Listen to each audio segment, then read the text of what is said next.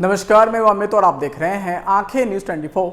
आइए नजर डालते हैं आज के महत्वपूर्ण खबरों पर। भगवान श्री राम की प्राण प्रतिष्ठा में अयोध्या जाने के मुद्दे पर बोले तेजस्वी। बिहार भाजपा के संकट मोचक सुशील मोदी, पटना में लगे ये पोस्टर, क्या है इसके संकेत? शराबबंदी को लेकर निशाने पर है राज्य सरकार। सरकार कराएगी शराबबंदी का सर्वे जल्द। गया के विष्णुपद मंदिर से केदार धाम की यात्रा पर पैदल निकले 2 युवक। और बिहार में ठंड और बढ़ेगी, 2 दिन बारिश और वज्रपात का अलर्ट। अब खबरें विस्तार से। इस खबर के प्रायोजक हैं Lohia Nagar Mount Carmel high school, Gyansthali high school और LMC कम्युनिकेशन। बिहार के बोधगया पहुंचे उप मुख्यमंत्री तेजस्वी प्रसाद यादव ने बौद्ध धर्मगुरुओं से मुलाकात की, बौद्ध धर्मगुरुओं के साथ डिनर भी किया और उनका आशीर्वाद लिया। इसके बाद महाबोधि मंदिर में पहुंचकर डिप्टी सीएम ने भगवान बुद्ध को नमन किया। वहीं डिप्टी सीएम ने लालू नीतीश को अयोध्या जाने का निमंत्रण के संबंध में पूछे जाने पर कहा उन्हें इस संबंध में मालूम नहीं है। वहीं कांग्रेस के 291 सीट के दावे को लेकर भी कुछ भी प्रतिक्रिया देने से इनकार कर दिया। बिहार के उप मुख्यमंत्री तेजस्वी यादव ने तिरुपति मंदिर पहुंचकर दलाई लामा का आशीर्वाद लिया। नीतीश को मिले न्योते के बाबत में पूछे जाने पर तेजस्वी यादव ने कहा उन्हें इस संबंध में कुछ मालूम नहीं। डिप्टी सीएम ने कहा कि आज बौद्ध धर्मगुरु से मुलाकात की, उनका आशीर्वाद लिया। पर्यटन विभाग के अधिकारियों के साथ महाबोधि मंदिर का मुआयना भी किया। विस्तार को लेकर मुआयना किया गया। सीएम ने निर्देश दिया जिसे लेकर उन्होंने यह मुआयना किया। बोधगया महाबोधि मंदिर में श्रद्धालुओं की संख्या बढ़ रही है, ऐसे में मेडिटेशन बैठने की व्यवस्था की जाए। पर्यटन विभाग के अधिकारियों के साथ बैठक भी करेंगे।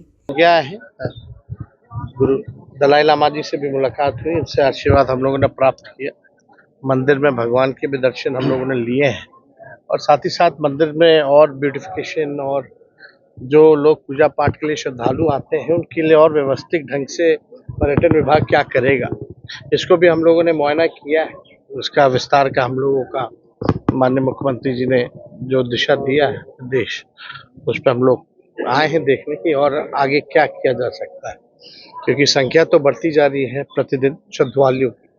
तो श्रद्धालु को बैठने की, मेडिटेशन की जो व्यवस्था और होनी चाहिए व्यापक, उसको बढ़ाने की ज़रूरत है। तो उसी दिशा में हम लोग काम करना है।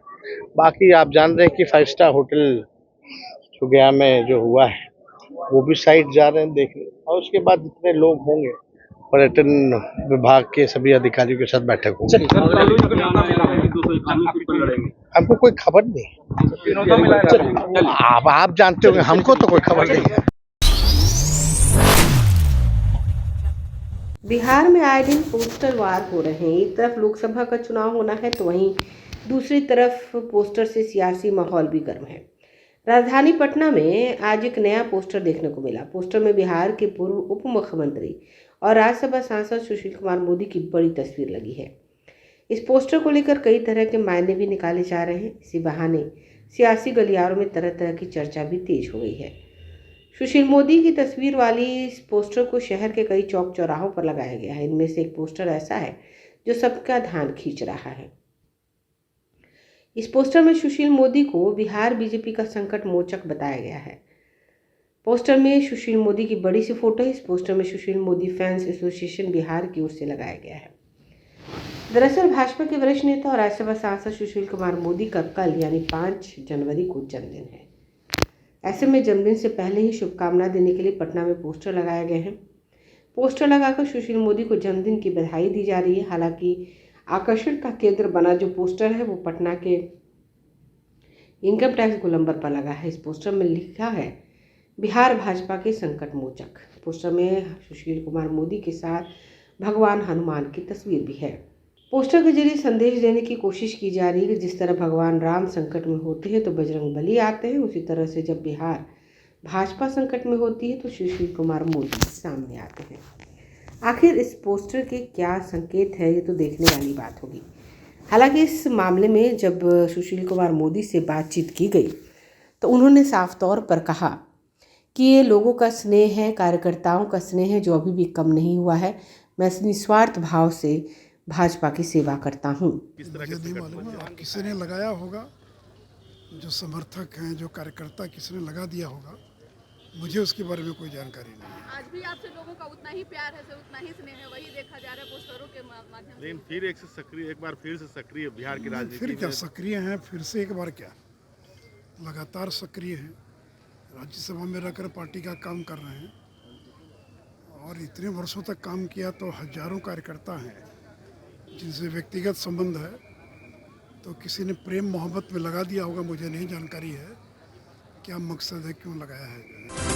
समाचारों में वक्त हो चुका है एक छोटे से अंतराल का। I am Shalini Singh, principal of Lohianagar Mount Carmel School. Here in our school, we give best education and good environment to our students, where they can learn well. We provide here well-equipped lab, well-equipped, well-stocked library. We have here well-trained teacher also. We have a sports playground for cricket, volleyball, football, and also provision for indoor activities. So we have here security system, information and communication technology. So we have all facilities here in our school where students feel comfortable and secure.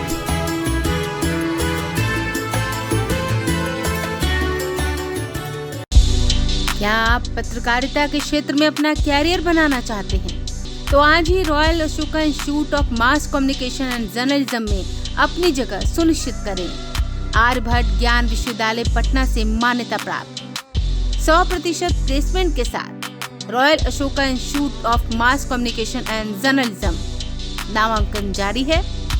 हमारा पता है DS/16 Gayatri मंदिर के समीप कंकड़ बाग पटना 8,20,000। आप हमें संपर्क भी कर सकते हैं। हमारा मोबाइल नंबर है 9955456122। ब्रेक के बाद आपका फिर से स्वागत है।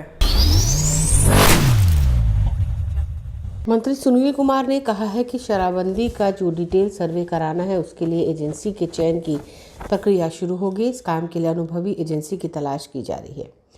10 दिनों बाद काम शुरू होना चाहिए। बिहार में लागू पूर्ण शराबबंदी कानून पर उठाए जा रहे सवालों के बीच इस पर सर्वे कवायद शुरू हो गई है। मुख्यमंत्री नीतीश कुमार ने इसका आदेश दिया है। पता लगाया जाएगा कि शराबबंदी कितना सफल है और इससे कितने फायदे हुए हैं। आम जन शराबबंदी पर क्या सोचती है। बिहार सरकार ने मद्य निषेध और निबंध मंत्री सुनील कुमार ने इसे लेकर बड़ा संकेत दिया है।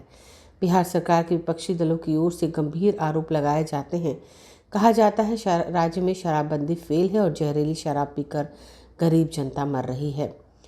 बीजेपी की ओर से इसकी समीक्षा की मांग हो रही है तो पूर्व सीएम जीतनराम मांझी ने शराब पर गुजरात मॉडल लागू करने की मांग की। विभागीय मंत्री सुनील कुमार ने शराबबंदी सर्वे को लेकर कहा कि एजेंसी का चयन किया जा रहा है। चयनित एजेंसी से राज्य भर में डिटेल सर्वे कराया जाएगा। पटना स्थित पार्टी ऑफिस में पत्रकारों से बात करते हुए उन्होंने कहा, शराबबंदी का जो डिटेल सर्वे करना है उसके लिए एजेंसी की चयन की प्रक्रिया शुरू होगी है। इस काम के लिए अनुभवी एजेंसी की तलाश की जा रही है। कई कंपनियों के प्रस्ताव आए हैं जिनमें से 2-3 कंपनी को शॉर्टलिस्ट कर लिया गया है। देखा जा रहा है कि किस एजेंसी के काम का कितना तरीका बेहतर है जिससे आम जनों को भी परेशानी ना हो। मंत्री ने उम्मीद जताई कि अगले 10 दिनों में एजेंसी के चयन का काम पूरा हो जाएगा। उसके बाद जल्द ही डिटेल सर्वे का काम शुरू हो जाएगा। दरअसल बिहार में जिस गति से शराब की खेप पकड़ी जा रही है और जहरीली शराब से मौत का सिलसिला थम नहीं रहा, उससे शराबबंदी पर सवाल उठाए जा रहे हैं। इसे लागू करने के तरीकों पर भी आपत्ति जताई जा रही है।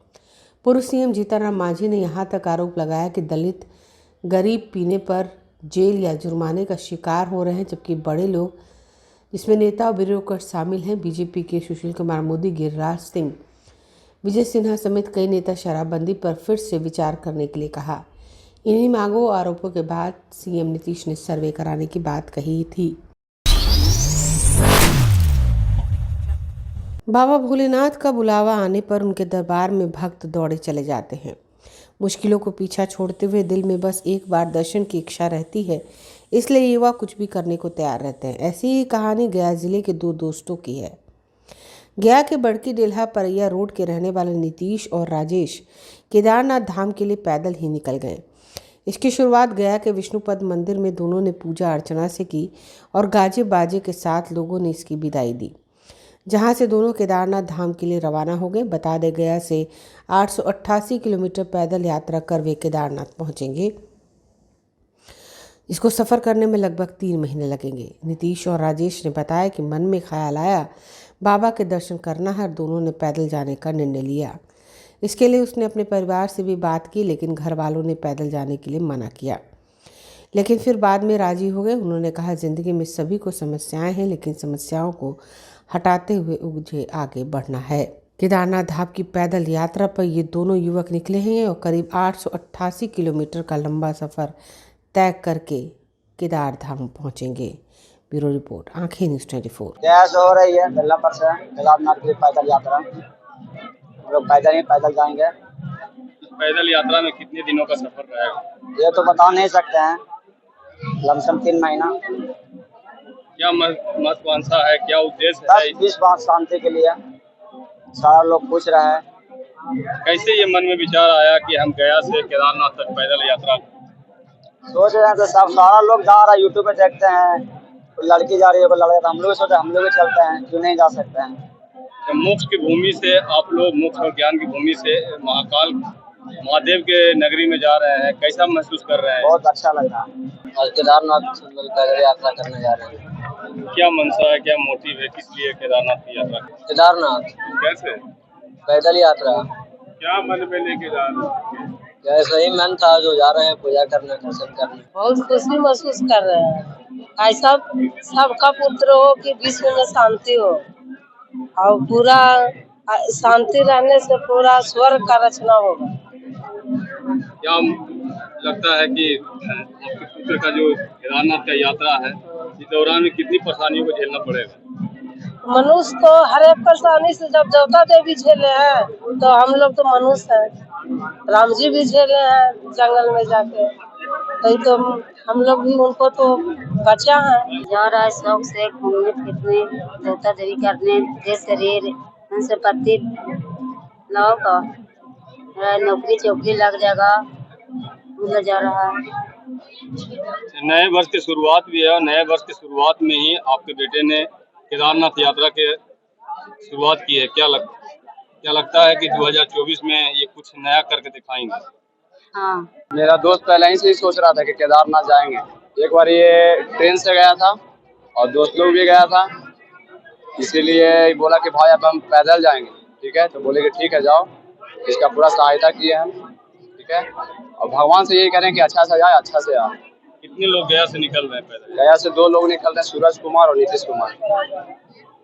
क्या लगता है कि 2024 में ये उन बुलंदियों को जो इनकी महत्वाकांक्षा है वो प्राप्त कर पाएंगे? 2024 में इन लोग बहुत अच्छा काम करेगा। क्या गया से केदारनाथ पैदल जाने पर रिकॉर्ड बना रहे हैं? क्या कहेंगे? गया से आज तक तो लगता है कोई गया ही नहीं है केदारनाथ। ये दोनों जा रहा है और अच्छा से आएगा। मौसम विभाग ने अगले 2 दिन पटना समेत 19 जिलों में बारिश और वज्रपात की चेतावनी जारी की है। 7 जिलों में कोहरे का ऑरेंज अलर्ट जारी किया गया, जबकि अन्य शहरों पर येलो अलर्ट है। मौसम के बदलते तेवर से बिहार में ठंड और बढ़ने के आसार हैं। दिन के तापमान में कमी आ सकती है। आंशिक बादलों की आवाजाही से धूप की नरमी घटेगी। सुबह और शाम कोहरे की सघनता बढ़ने का भी पूर्वानुमान मौसम विभाग ने जताया है। बिहार में कुछ जगहों पर अगले 2 दिनों में आंशिक बूंदाबांदी हो सकती है। पटना समेत 19 जिलों में बारिश और वज्रपात की चेतावनी जारी की गई है। मौसम विज्ञान केंद्र के अनुसार दक्षिण हरियाणा और इसके आसपास चक्रवातीय परिसंचरण का क्षेत्र बना हुआ है। इसके प्रभाव से पटना सहित 19 शहरों में हल्की वर्षा, कुछ स्थानों पर मेघ गर्जन और वज्रपात को लेकर चेतावनी जारी की गई है। वहीं सुपौल, अररिया, किशनगंज, पूर्णिया, कटिहार, मधेपुरा, सहरसा में बहुत घना कोहरा को लेकर ऑरेंज अलर्ट जारी किया गया है, जबकि पटना समेत अन्य जिलों में घने कोहरे को लेकर येलो अलर्ट जारी हुआ है। अगले 2 दिनों में अधिकतम तापमान में आंशिक कमी की स्थिति बन सकती है। कुछ जगहों पर बादलों से न्यूनतम तापमान में 2 से 3 डिग्री की वृद्धि का अनुमान है। बुधवार को पटना सहित 19 शहरों के न्यूनतम तापमान में आंशिक वृद्धि दर्ज की गई। पटना समेत कैमूर, बक्सर और भागलपुर के न्यूनतम तापमान में गिरावट दर्ज की गई। बक्सर के तापमान में 2 डिग्री, पटना में 0.9 डिग्री, भागलपुर में 1.8 डिग्री की गिरावट दर्ज की गई। शेष जिलों में अधिकतम तापमान ऊपर रहा। बुधवार सुबह में पटना और आसपास के इलाका घने कोहरे के जद में रहा। पटना में दिन 11 बजे तक दृश्यता 1000 मीटर से कम रही। इससे विमान परिचालन पर असर पड़ा। दोपहर 11:30 बजे के बाद पहला विमान उतर सका। राज्य भर में 6 डिग्री के साथ मोतिहारी और बांका सबसे ठंडा रहा।